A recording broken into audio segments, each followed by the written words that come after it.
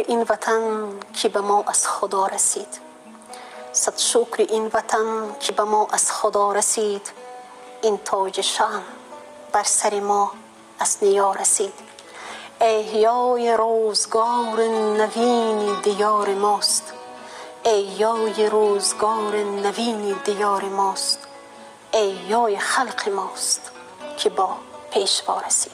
امروز پیشوای معظم ملت محترم امام علی رحمان پیش از همه پدر ملت تاجیک است، پیش از همه پدر وطن است و من امروز فضیلت اولین، فضیلت ناتکرار، فضیلت ماندگار در چهره نورانی پیشوای معظم ملت پیش از همه چون پدر احساس میکنم که واقعا پیشوای ملت امروز به همه ما پدر معنوی است، پدر سیاسی است.